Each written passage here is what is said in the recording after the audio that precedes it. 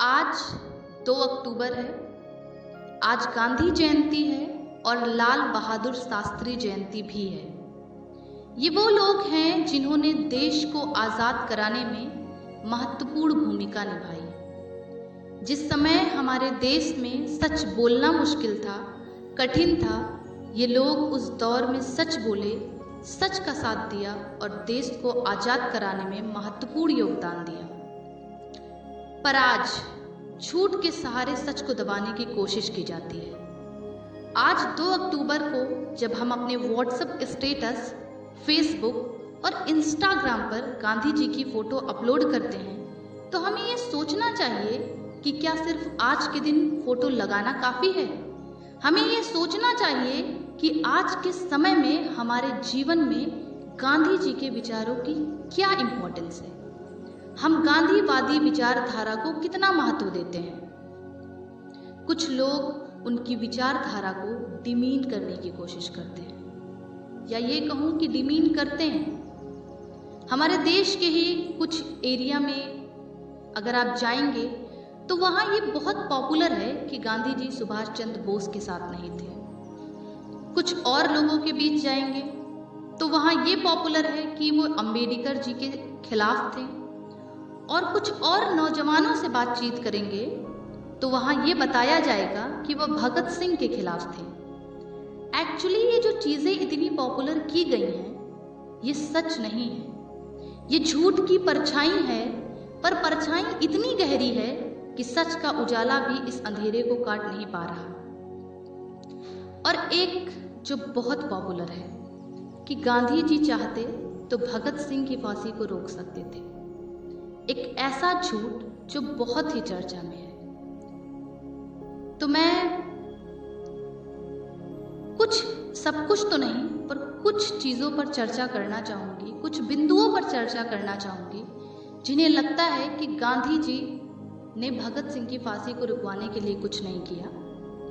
तो मैं बताना चाहूँगी कि 31 जनवरी 1931 को महात्मा गांधी ने इलाहाबाद में कहा कि भगत सिंह को फांसी नहीं होनी चाहिए।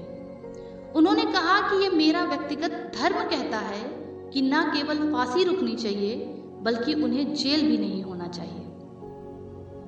20 मार्च 1931 को गांधी जी हर्बर्ट एमर्सन से मिलते हैं कि वो फांसी को पोस्टपोन करा सके।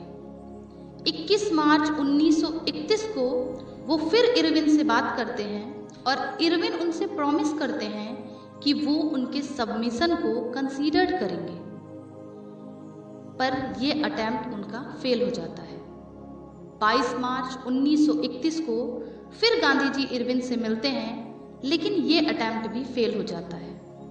23 मार्च 1931 को गांधी जी इरविन को एक पर्सनल लेटर लिखते हैं जिसमें वो अपनी पूरी जी जान लगा देते हैं और इरविन से अपील करते हैं। लेकिन अंग्रेज इतने दयालु नहीं थे। इस बात को भगत सिंह भी जानते थे। इसलिए जब भगत सिंह से कहा गया कि वो एक मर्सी पिटीशन, एक माफ़ीनामा लिख दें जिससे उनकी फांसी को पोस्टपोन किया जा सके, तो भगत सिंह अंग्रेजों के सामने नहीं झुके और उन्होंने माफ़ी मांगने से इनकार कर दिया। भगत सिंह को जब सज़ा सुनाई गई उसमें जो 3 जज थे उसमें से एक जज भारतीय थे, आगा हैदर, जिन्होंने भगत सिंह के पक्ष में फैसला सुनाया था।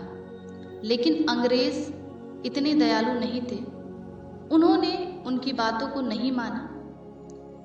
कोशिशें बहुत लोगों ने की, कोशिश पंडित जवाहरलाल नेहरू ने की, कोशिश सुभाष चंद्र बोस जी ने की, लेकिन अंग्रेज बहुत क्रूर थे, बहुत निर्दयी थे। उन्होंने 23 मार्च 1931 को भगत सिंह को फांसी दे दी गई। उसके बाद इस बात को पॉपुलर किया गया कि गांधी जी ने भगत सिंह की फांसी नहीं रुकवाई, जिससे उनकी विचारधारा को डिमीन किया जा सके। तो मैं कहना चाहती हूँ कि लोगों के बातों को सुनकर कभी भी अपनी विचारधारा ना बनाएं। जब आप गांधी जी के बारे में पढ़ेंगे, समझेंगे और जब आप वेल डॉक्यूमेंटेड हिस्ट्री को पढ़ना स्टार्ट करेंगे तो बहुत कुछ पता चलेगा, जो ना तो कहीं पढ़ाया जाता है और ना ही किसी व्हाट्सएप, फेसबुक पर दिखाया जाता है।